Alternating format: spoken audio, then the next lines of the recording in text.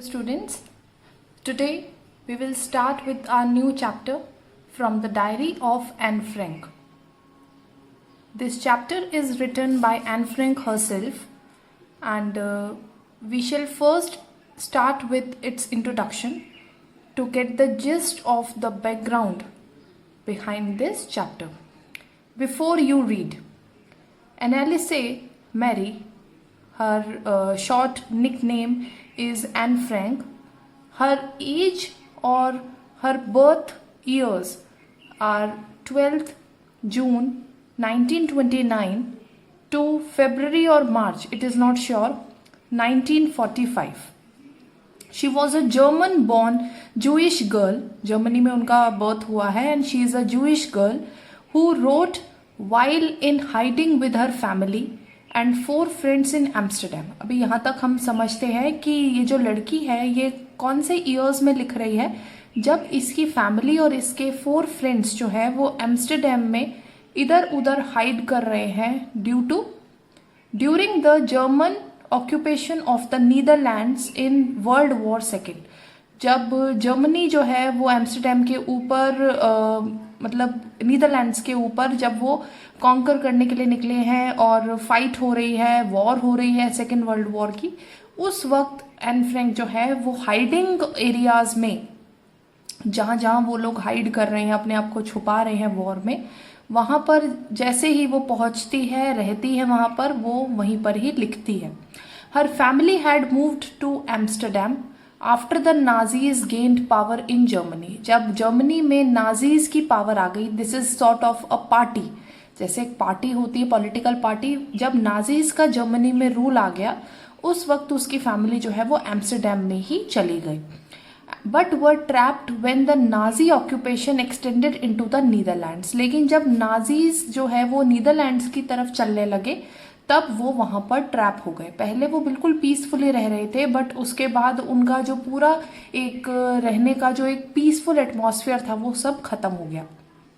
As persecutions against the Jewish population, उन लोगों को बहुत ज़्यादा टॉर्चर किया जाने लगा. persecutions होता है जब आप एक्सप्लॉइट करते हैं, टॉर्चर करते हैं उनके ऊपर. तो जब जूइश पॉपुलेशन को बहुत ज़्यादा एक्सप्लॉइट किया जा रहा था ड्यूरिंग वॉर, ये होता है एक जो तरफ होती है, एक कंट्री वाले जो है वो दूसरी कंट्री के लोगों को टॉर्चर करते हैं, उनको रहने नहीं देना चाहते. तो जब ये persecution इंक्रीज हुआ, बढ़ा, the family went into hiding in July 1942. उस वक्त उसकी फैमिली जो है वो हाइडिंग, फिर से छुपने में चली गई.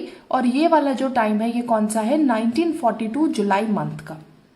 इन hidden rooms in her father Otto Frank's office building. और ये जो हाइडिंग वाली जो प्लेस है वो कौन सी है, ऑटो फ्रैंक का जो उसके फादर है एन फ्रैंक के, उनकी जो ऑफिस बिल्डिंग है वहां के कुछ रूम्स में उनकी फैमिली जो है वो हाइड कर रही है. I hope you have understood till now.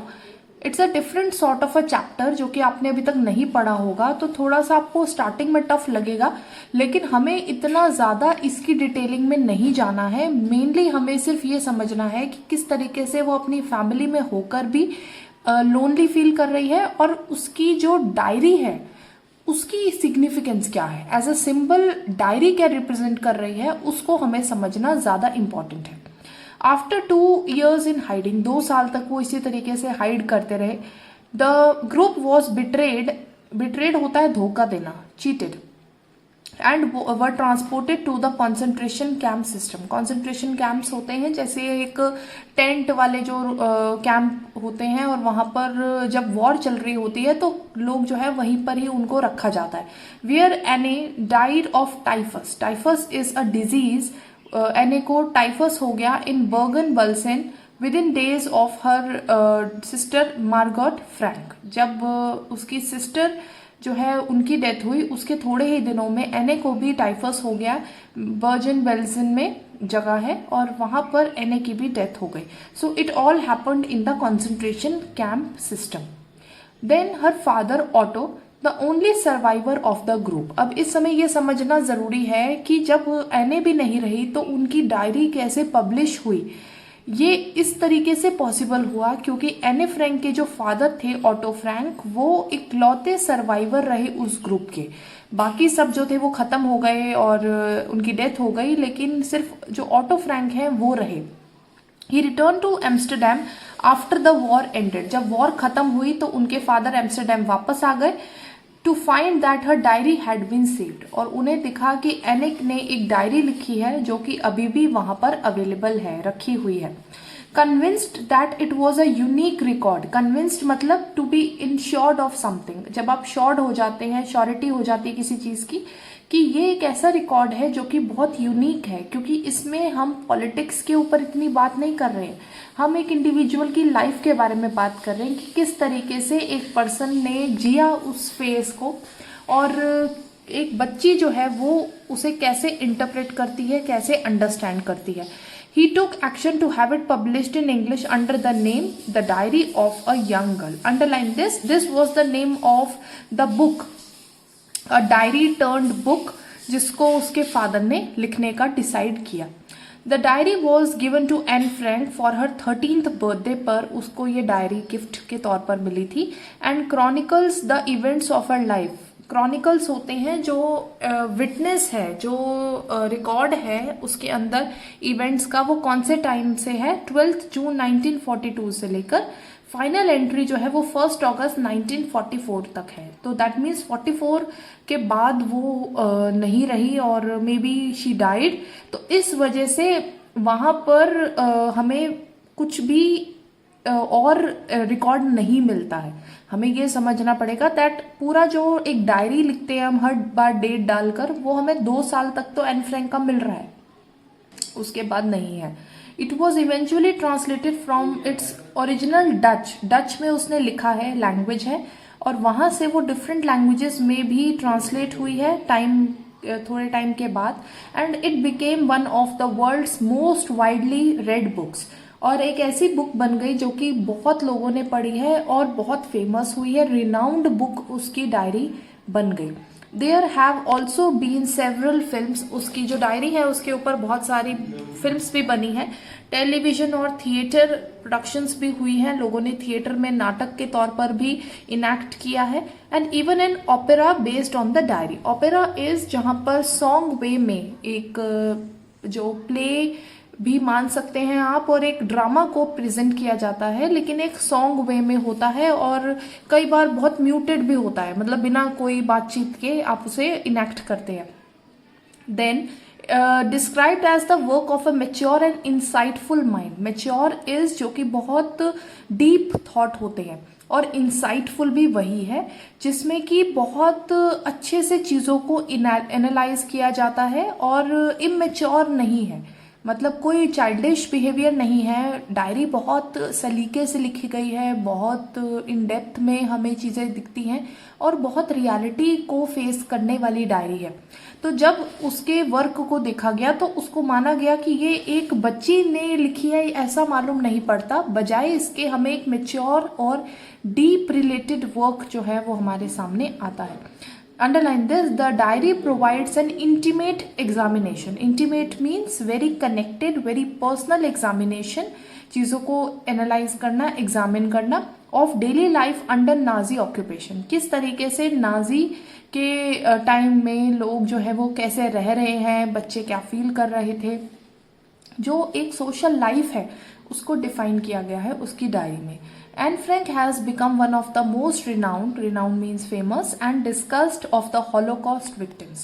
Holocaust is particularly talking about that time, जो कि जूइश का टाइम है, जो सेकेंड वर्ल्ड वॉर में नाजीज के साथ जो हुआ वो सब इसमें बात जब हम करते हैं, तो जैसे हम 1947 को पार्टीशन कहते हैं, और जो हमारा इमरजेंसी का टाइम है अमृतसर में जो हुआ उसको हम इमरजेंसी का टाइम बोलते हैं, वैसे ही हम ये वाला जो टाइम है उसको हॉलोकॉस्ट बोलते हैं। ठीक है, you can underline this.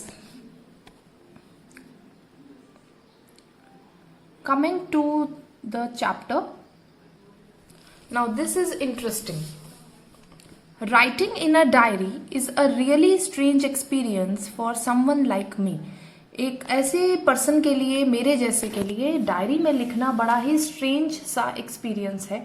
Not only because I have never written anything before, इसलिए नहीं कि मैंने कभी कुछ पहले लिखा नहीं है, but also because it seems to me, मुझे ऐसा लगता है दैट लेटर ऑन, बाद में, neither I nor anyone else, ना ही मुझे ना ही किसी और को, it is a kind of an conjunction, अगर आप देखेंगे नीदर नॉर का यूज हुआ है, will be interested in the musings of a 13-year old school girl.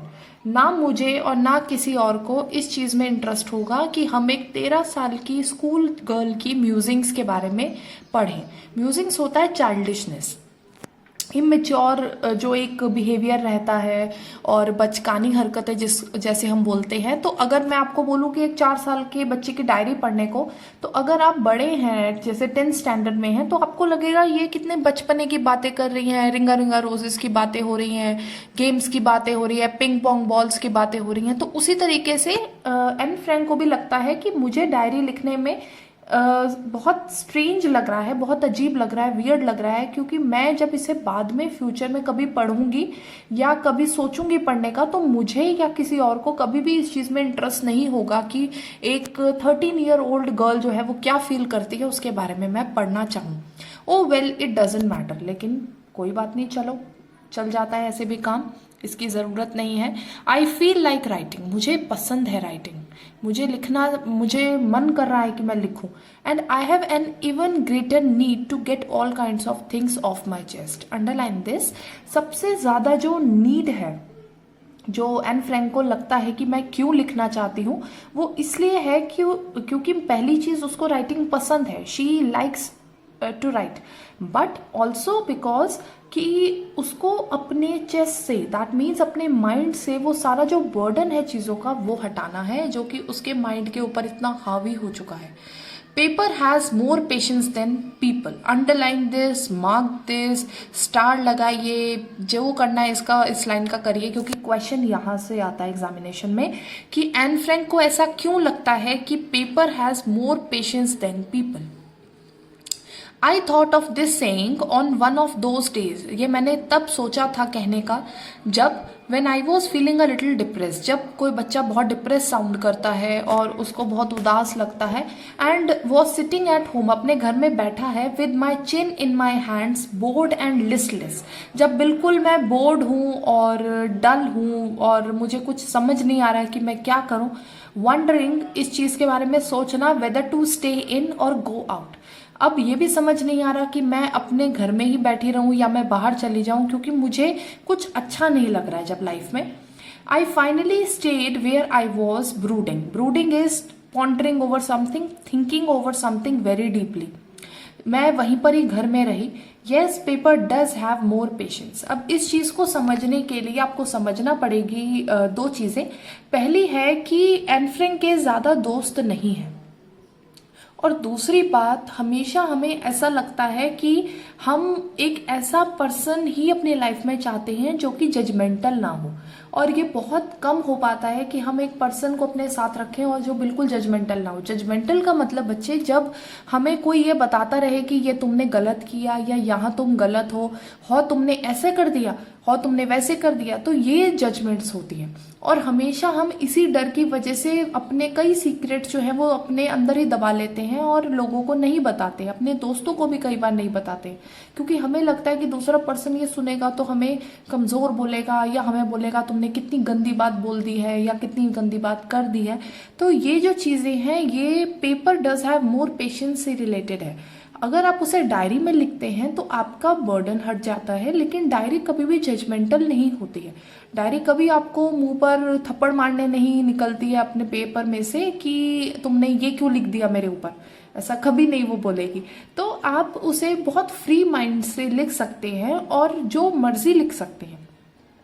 इसलिए उन्होंने कहा है कि पेपर में ज़्यादा धैर्य होता है लोगों से, लोगों में धैर्य की कमी है, लोगों में पेशेंस की कमी है। लोग आपको एकदम आपके ऊपर डिसीजन सुनाने बैठ जाते हैं कि तुम ऐसे हो। तो ये चीज़ें पेपर के केस में मिसिंग है। आ गया समझ में? And since I am not planning to let anyone else read this stiff backed notebook, this is the diary. Stiff होता है ये जो मोटी बुक है मेरे पास, जो नोटबुक है स्टिफ मेरे पास मोटी ताज़ी, इसको मैं कभी किसी को पढ़ने नहीं दूंगी। तो इसलिए मैं बिल्कुल फ्री माइंड से इसके ऊपर कुछ भी लिख सकती हूँ और मुझे कुछ भी सोचना नहीं पड़ता कि मैं ये लिखूँ या ना लिखूँ। उसके बाद देखिए, refer to as a diary. Until I should ever find a real friend, जब तक मुझे कोई रियल फ्रेंड नहीं मिलता तब तक डायरी ही मेरी असली फ्रेंड है. It probably won't make a bit of difference. और वैसे भी आप किसी पर्सन को बोलो कोई चीज़ या डायरी में लिख दो, it hardly makes any difference. इसमें कोई बहुत मेजर फर्क नहीं है. आप उधर बोलने की बजाय उसको लिख ही तो रहे हो, इतना ही तो फर्क है. Now I am back to the point. अब मैं वापस पॉइंट पर आ जाती हूँ. दैट प्रॉम्प्टेड मीन्स ट्रिगर करना, किसी चीज़ को स्टार्ट करना, कि मैं क्यों सोचा मैंने to keep a diary in the first place. I don't have a friend. Underline this. मैंने ये क्यों डिसाइड किया कि मैं जो है एक डायरी में लिखूंगी, क्योंकि मेरे पास कोई भी फ्रेंड जो है वो नहीं है. Let me put it more clearly. चलिए मैं दोबारा इस पॉइंट को क्लियरली लिखती हूँ. Since no one will believe that a 13-year-old girl is completely alone in the world. अगर मुझे कभी किसी को ये बताना हो कि मैं बिल्कुल अकेली हूँ, तो ऑब्वियसली कोई भी उसकी बात पर यकीन नहीं करेगा और सब बोलेंगे कि तुम्हारे पास तो तुम्हारी एक फैमिली है, दोस्त होंगे, स्कूल मेट्स होंगे, तो तुम अलोन कैसे हो. And I am not. और मुझे ये सब मेरे पास है, लेकिन हो सकता है कि मैं ना भी पूरी तरीके से अलोन हूँ. क्यों? क्योंकि वो आगे बताती है. Underline this. I have loving parents. मेरे पास पेरेंट्स भी हैं. 16-year-old मेरी सिस्टर भी है. और मेरे पास there are about 30 people I can call friends. मेरे पास 30 ऐसे लोग हैं जिनको मैं दोस्त बोल सकती हूँ. तो मैं, ऐसा नहीं है कि मैं कंप्लीटली अलोन हूँ. I have a family, loving aunts, aunties हैं मेरे पास बहुत अच्छी, एंड अ गुड होम, और एक अच्छा घर भी है. नो, ऑन द सरफेस मतलब अगर मैं सामने एक फेस वैल्यू पर चीज़ों को देखूं, अगर मैं ये देखूं कि जो सामने दिख रहा है, जो विजिबल है, वो होता है surface. I seem to have everything. मेरे पास सामने अगर कोई मुझे देखेगा तो बोलेगा तुम्हारे पास तो सब कुछ है. But except my one true friend. लेकिन एक सच्चा दोस्त अभी भी मेरे पास मिसिंग है. All I think about when I am with friends. जब मैं अपने दोस्तों के साथ होती हूँ तो मैं किस चीज़ के बारे में सोचती हूँ? Is having a good time. कि मैं बस टाइम पास करती हूँ अपना, क्योंकि घर बैठे बैठे जब मैं बहुत ज़्यादा बोर हो जाती हूँ तो मैं बाहर निकलती हूँ दोस्तों के पास और मेरा टाइम स्पेंड हो जाता है. I can't bring myself to talk about anything but ordinary everyday things. और वहाँ पर उनके साथ होते हुए भी मैं अपना कभी भी ये डिसाइड नहीं कर पाती हूँ कि क्या मैं उनको सब कुछ वैसा बताना चाहती हूँ जो मैं बताना चाहती हूँ, और उसके बजाय मैं सिर्फ ऑर्डिनरी बहुत कॉमन सी चीज़ों के बारे में ही बात कर लेती हूँ. जैसे मैंने ये खाया, मैंने आज ये होमवर्क किया, मैंने आज ये बुक रीड की. तो वो बातें नहीं जो मैं सीक्रेट शेयर करना चाहती हूँ, वो कभी मैं किसी से कर नहीं पाती हूँ. We don't seem to be able to get any closer. मैं अपनी फ्रेंड्स के बहुत ज़्यादा क्लोज नहीं आ पाती हूँ, एंड दैट्स द प्रॉब्लम. और यही मेरी सबसे बड़ी प्रॉब्लम है. Maybe it's my fault. शायद ये मेरी ही गलती है, मेरी मिस्टेक है. Fault means mistake. That we don't confide in each other. Confide means when you trust somebody at that level, जहाँ पर आप उसे इतना ज़्यादा ट्रस्ट करें किसी को कि आप अपनी सारे सीक्रेट्स उसके साथ शेयर करें. तो मैं किसी पर इतना ट्रस्ट अभी नहीं कर पा रही हूँ. We don't confide in each other, we don't trust each other at that level. In any case, चलो कोई बात नहीं. That's just how things are. ऐसी ही है चीज़ें, and unfortunately they are not liable to change. और मुझे ऐसा कोई उम्मीद भी नहीं लगती है, ऐसी पॉसिबिलिटी भी नहीं है कि चीज़ें कभी भी चेंज होंगी. This is why I have started the diary. और इसी वजह से मैंने अपनी डायरी को स्टार्ट किया है. तो अगर आपसे कोई भी क्वेश्चन पूछा जाएगा कि why did she decide to write a diary, तो आप इजीली इस वाले पैराग्राफ में उसको लिख सकते हैं. To enhance the image of, enhance means increase the image of this long awaited friend in my imagination.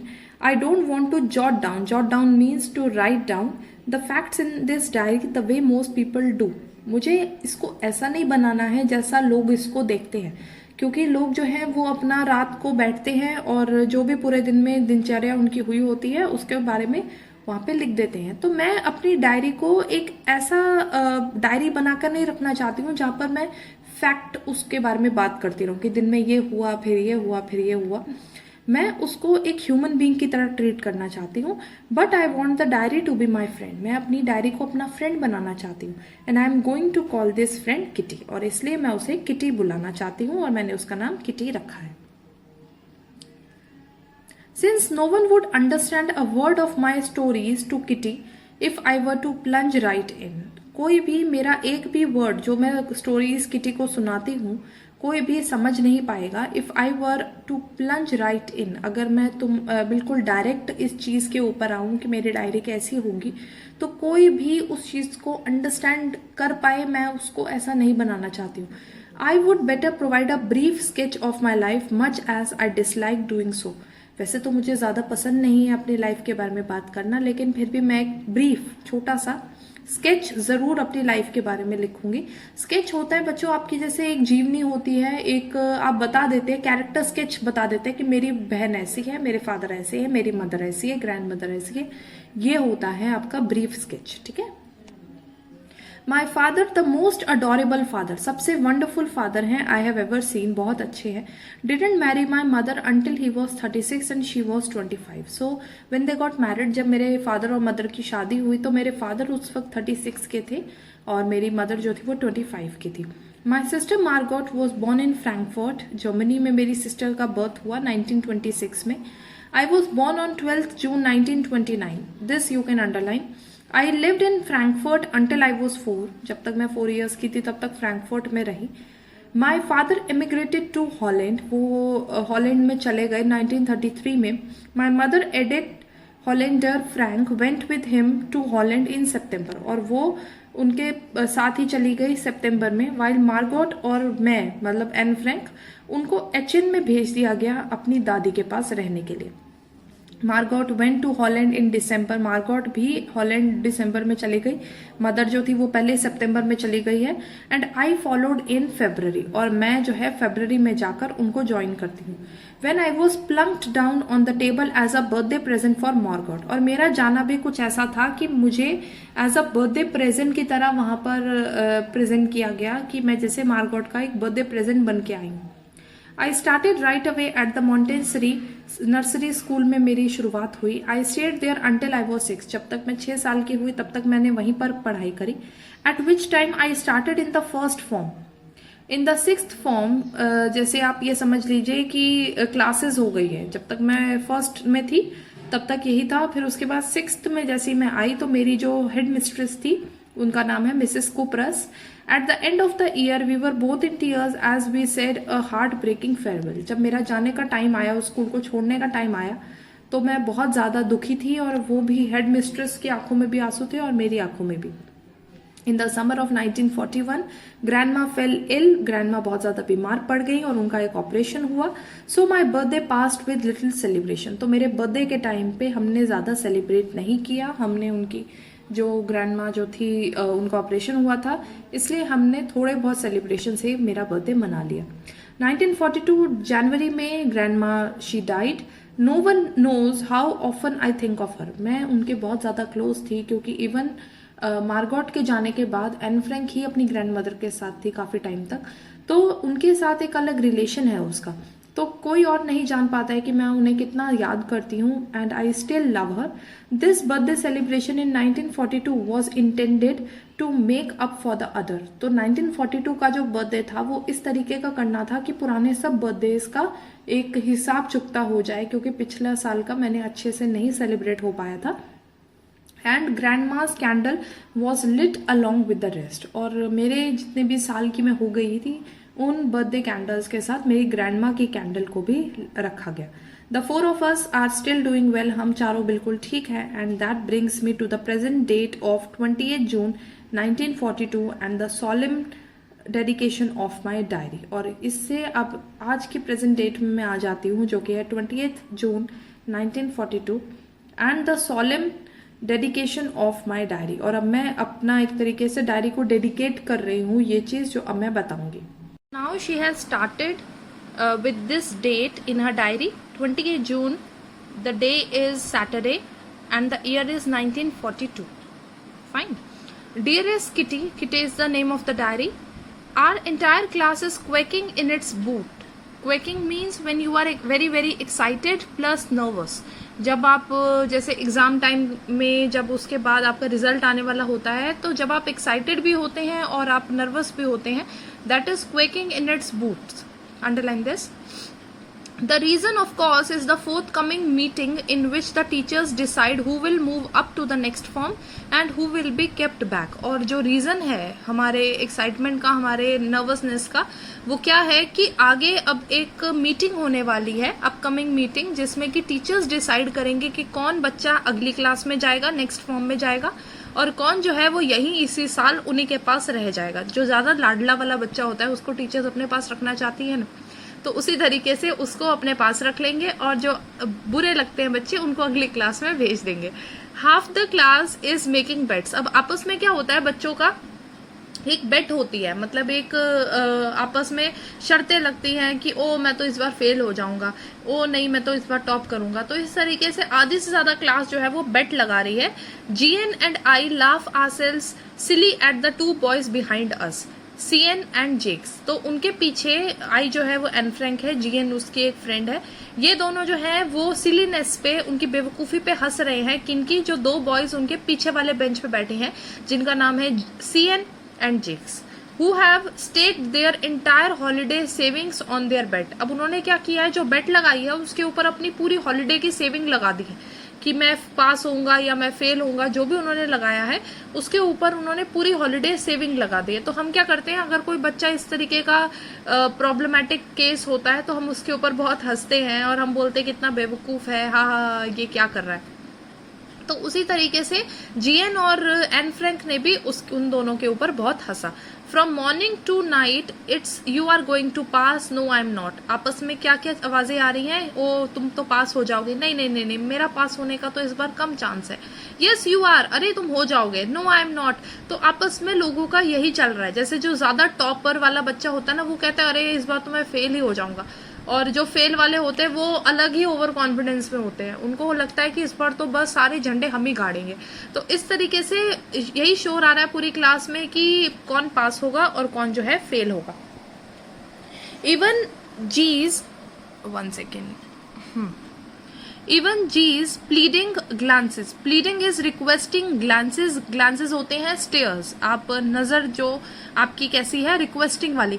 And my angry outburst, और मुझे जो गुस्सा आ रहा है, कांट काम देम डाउन. और हमने जी और मैंने, जो ऊपर जीएन और एन फ्रैंक है, इन दोनों ने उन्हें थोड़ा बहुत हाथ पैर भी जोड़े, अरे थोड़ी देर चुप बैठो, या बीच में गुस्सा भी दिखाया, चुप नहीं बैठ रही हो तुम. तब भी वो दोनों जो है वो बिल्कुल चुप नहीं बैठ रहे हैं. कौन? सीएन और जेक्स. ठीक है. इफ यू आस्क मी, अगर आप मुझसे पूछो, there are so many dummies that about a quarter of the class should be kept back. हमारी क्लास में ऐसे नमूने भरे पड़े हैं, डमीज इज फॉर नमूने, कि quarter of the class, 1/4 of the class उनको यही रख लेना चाहिए. But teachers are the most unpredictable creatures on earth. Underline this. यहां से भी क्वेश्चन आता है बच्चों.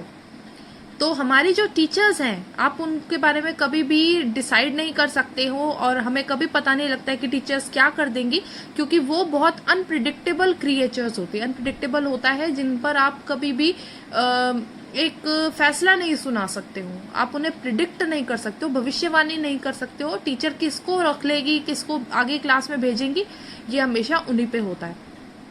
आई am not so worried about my girl friends. जो मेरी बाकी फ्रेंड्स हैं, मैं उनके बारे में इतना वरिड तो नहीं हूँ, और ना ही खुद के बारे में. वी विल मेक इट, पास तो हो ही जाएंगे, इतना बुरा तो पेपर नहीं करा है. The only subject I am not sure about is maths. लेकिन मैथ्स जो है ना, वो हमेशा हमें ले डूबता है, तो मैं थोड़ा अनश्योर उसी चीज के बारे में हूँ. Anyway, all we can do is wait. चलो कोई बात नहीं, अब वेट ही करते हैं, क्योंकि इसके अलावा तो कोई चारा नहीं है. Until then, we keep telling each other not to lose heart. तब तक हम लोगों ने आपस में एक दूसरे को समझाना शुरू किया कि हमें उम्मीद नहीं खोनी चाहिए, हमें पास होने की उम्मीद रखनी चाहिए, होप रखनी चाहिए. I get along pretty well with my teachers. मेरे टीचर्स के साथ बहुत अच्छा बॉन्ड है, रिलेशन है, कनेक्शन है. There are 9 of them. Total मेरे 9 टीचर्स हैं, जिनमें से 7 मेन हैं और 2 वीमेन हैं. मिस्टर की Singh, the old foggy who teaches maths. Old foggy is पुराने जमाने के जो पर्सन होते हैं, उस तरीके के. Underline this persons name. यहाँ से भी क्वेश्चन हर साल आता है. मिस्टर कीसिंग जो है वो उनको मैथ्स पढ़ाते हैं, so he is her maths teacher. बहुत ओल्ड फैशन से हैं, बहुत पुराने ख्यालातों के हैं, was annoyed with me for ages. उनको देखकर ऐसा लगता है कि मुझसे कब से, जन्मों से वो गुस्सा है, अनॉयड है, इरिटेट हो चुके हैं, because I talked so much. क्यों? क्योंकि एन फ्रैंक जो है वो बहुत ज्यादा बात करती है। आफ्टर सेवरल वार्निंग्स, बहुत बार उन्होंने मुझे वार्निंग भी दे दी है, ही असाइन में एक्स्ट्रा होमवर्क। अब क्या हुआ, टीचर का सबसे आसान काम क्या होता है, जब भी उन्हें लगता है कि कोई बच्चा उनकी बात नहीं सुन रहा है या उनकी बात मान नहीं रहा है, अगर चुप रहने को बोल रहे हैं और नहीं रह रहा है, तो उस वक्त वो उन्हें होमवर्क देना चाहते। तो उन्होंने इस बार मुझे होमवर्क दिया, an essay on the subject a chatter box, और मुझे एसे लिखने को बोला चैटर बॉक्स के ऊपर। A chatterbox, what can you write about that. अब चैटर बॉक्स के ऊपर कोई क्या लिख सकता है? चैटर बॉक्स इस बच्चे जो बहुत ज्यादा बात करता है, मतलब जो चुप नहीं बैठता है, तोता होता है, जो आप नॉर्मल लैंग्वेज में उसको तोता ही बोलते हैं, वही चैटर बॉक्स होता है। I would worry about that letter, चलो कोई बात नहीं, बाद में सोचेंगे। I decided, I jotted down the title in my notebook, मैंने टॉपिक तो लिख लिया, जॉटेड होता है write down. Tucked it in my bag, bag में उसको, बुक को रख दिया, and try to keep quiet, और थोड़ी देर के लिए चुपचाप बैठने की कोशिश की। That evening after I had finish the rest of my homework, जब मैंने शाम तक बाकी सब होमवर्क कंप्लीट कर लिया, the note about the essay caught my eye, मेरी नजरों के सामने फिर से वो नोट मुझे दिखा जो कि एसे के ऊपर मैंने अपनी नोटबुक में रख दिया था। आई began thinking about the subject, मैं सब्जेक्ट के बारे में सोचती रही कि मैं इस बारे में क्या लिखूं, चैटर बॉक्स के बारे में। While chewing the tip of my fountain pen, और मुंह में मैं क्या चबा रही हूँ, जैसे हम कभी भी सोच रहे होते कोई चीज तो अपने पेन को अपने मुंह में जो है च्यू कर रहे होते, तो वही वो भी कर रही है। Anyone could ramble on and leave big spaces between the words. अब क्या है, रैम्बल होता है बहुत कुछ ऐसा लिखना जो कि आपको बखान करना जैसे होता है ना, हिंदी में आप लोगों ने अतिशयोक्ति किया होगा, वही चीज है कि मैं कुछ ऐसा लिखना चाहती हूँ जिससे कि मुझे मतलब कि उसके ऊपर मैं बहुत ज्यादा लिख दूं, बखान करूं, और बीच में स्पेसेस जो हैं वो बड़े बड़े लेटर्स लिख के, बड़े बड़े वर्ड्स लिख के मैं स्पेसेस को जल्दी भरना चाहती हूँ, ताकि मैं कम लिख के ज्यादा स्पेस भर दूं। ये बच्चे तब करते हैं जब एग्जाम टाइम में भी उनको वो क्वेश्चन नहीं आता होता है, तो वो कहानी लिखते हैं और ऊपर से ऐसा इतना बड़ा बड़ा लिखते हैं कि पेजेस भर जाए, और टीचर को लगे कि ओ 1.5 पेज का आंसर लिखा है, तो पता नहीं क्या लिखा होगा बच्चे ने। But the trick was to come up with convincing argument, लेकिन ट्रिक इसके पीछे ये है कि मैं क्या लिखना चाहती हूँ अपने ऐसे में, कि आर्ग्यूमेंट ऐसा हो जो कि कन्विंसिंग हो, जो कि दूसरा पर्सन उसको काट ना पाए, मतलब वो बिल्कुल कन्विंस हो जाए, श्योर हो जाए कि हाँ भाई बच्चे में दिमाग है। To prove the necessity of talking, और मैं ये प्रूव करना चाहती हूँ कि बातें करना बहुत जरूरी है, बातें करना एक नेसेसिटी है। आई थॉट एंड थॉट, मैं सोचती रही और सोचती रही, and suddenly I had an idea, और फाइनली मुझे एक आइडिया आया। आई रोट द 3 पेजेस, मैंने 3 पेजेस तो लिख दिए जो कि मिस्टर कीसिंग ने मुझे असाइन किए थे, एंड वो सेटिस्फाइड, और मैं बिल्कुल खुश हूं कि जो मैंने लिखा है वो ठीक लिखा है।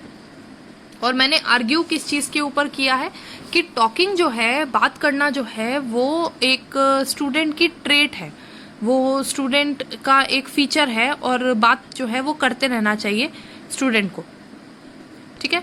आगे देखिए, and that I would do my best to keep it under control, फिर भी मैं कोशिश करूंगी कि मैं बात थोड़ी कम करूं और बात ना ही करूं तो बेटर है। But that I would never be able to cure myself of the habit since my mother talked as much as I did, लेकिन मैं पूरी तरीके से इसको कभी भी ट्रीट नहीं कर पाऊंगी, क्योर नहीं कर पाऊंगी। क्यों? क्योंकि मेरी जो मदर है उनको भी बहुत गंदी हैबिट है बात बहुत ज्यादा करने की। तो हम कई बार ऐसा बोल देते हैं कि हमारे पापा ये करते हैं तो उनकी आदत मुझ में आ गई है, तो इसलिए मैं कुछ कर नहीं सकती हूँ। उसी तरीके से जो एन फ्रैंक है वो अपनी मदर का एग्जाम्पल देकर अपनी बात को जस्टिफाई करती है कि मैं क्यों चुप नहीं बैठ सकती हूँ, क्योंकि ये मैंने मदर से ये वाली चीज मेरे डीएनए में है, मेरे ट्रेट में है, तो इसलिए इनहेरेंट करना होता है। आप जब उस चीज को अपना चुके हैं अपनी मदर या फादर के through, as I did if not more, and that there is not much you can do about inherited traits, और जो आपको मम्मी पापा से मिली है चीजें उनके बारे में आप कुछ ज्यादा कर नहीं सकते। Mr Keesing had a good laugh at my arguments, मेरे आर्ग्यूमेंट पढ़कर उनको बहुत ज्यादा हंसी आई। But when I proceeded to talk my way through the next lesson, फिर भी जब मैं दूसरी क्लास में भी उनके उतना ही बात करना कंटिन्यू रखा मैंने, प्रोसीड मतलब कंटिन्यू करना, ही असाइंड मी अ सेकंड ऐसे, उसके बाद उन्होंने मुझे सेकंड ऐसे भी दे दिया। जो कि किस चीज के बारे में था. This time it was supposed to be on an incorrigible chatterbox. Incorrigible होता है जिसको आप करेक्ट नहीं कर सकते, जिसको आप मेंड नहीं, चेंज नहीं कर सकते. तो पहला ऐसे था चैटर बॉक्स के ऊपर, दूसरा है एन इनकॉरिजिबल चैटर बॉक्स के ऊपर. आई हैंडेड इट इन, मैंने वो भी जो है उनको लिख कर दे दिया. और Mister Keesing had nothing to complain about for 2 whole lessons. और उसके बाद 2 पूरे लेसन्स तक उन्होंने कोई कंप्लेन नहीं करी. However, during the 3rd lesson, जब तीसरी क्लास में मैं उनके बैठी, he had finally had enough. वो बर्दाश्त करने की उनकी हद हो गई थी. And Frank, as punishment for talking in class, तुम बात अभी भी क्लास में कर रही हो और इसकी पनिशमेंट के तौर पर मैं तुमको फिर से कैसे दे रहा हूँ. Quack quack quack said mistress chatterbox. अब इसके ऊपर लिख कर लाना है. क्वैक कौन करता है बच्चों? डक. तो डक की एक स्टोरी जो है वो बिल्ट आगे करेगी. देखते हम क्या बिल्ट होता है. The class road. क्लास के अंदर जैसे एक हंसी टिटोली होती है, उसी तरीके से पूरी क्लास मेरे ऊपर हंसने लग गई कि अब इसको तीसरा इससे भी मिला है और जो कि क्वैक क्वैक क्वैक के ऊपर है. I had to laugh too. अपने ऊपर मुझे भी थोड़ा बहुत हंसना पड़ा. तो I had nearly exhausted my ingenuity on the topic of chatter बॉक्सेस. इनजेन्युइटी होता है जो आपकी ओरिजिनलिटी है, जो आप जैसे हैं, आपके जो बिल्कुल असली वाले जो व्यूज निकल कर आते हैं, ओपिनियन निकल कर आती है, राय जो होती है आपकी. मेरे वो सारी जो इनजेन्युइटी है वो एग्जॉस्ट हो चुकी है, वो खत्म हो चुकी है. जो भी मुझे आता था वो सब मैंने लिख दिया है. अब और मैं क्या लिखूं on the topic of chatter boxes.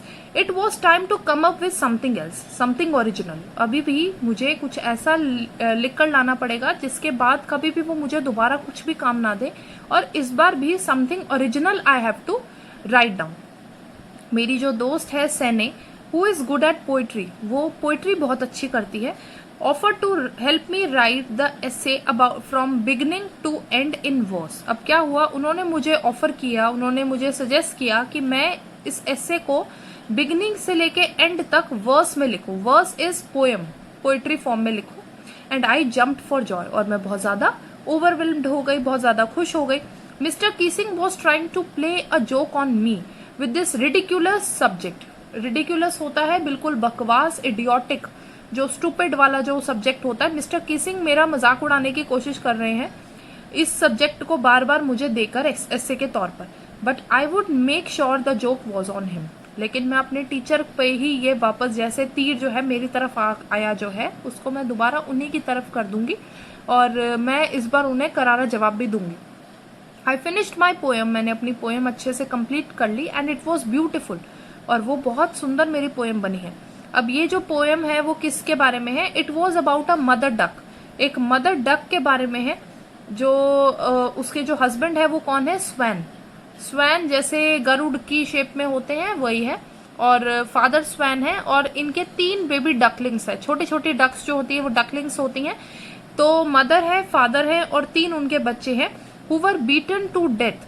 अब यहाँ पर बेबी डकलिंग्स जो है उनको बहुत मारा पीटा गया है और वो तब इतना पीटा है कि वो मर गए हैं by the father because they quacked too much. क्यों? क्योंकि वो क्वैक क्वैक क्वैक बहुत ज्यादा करते थे.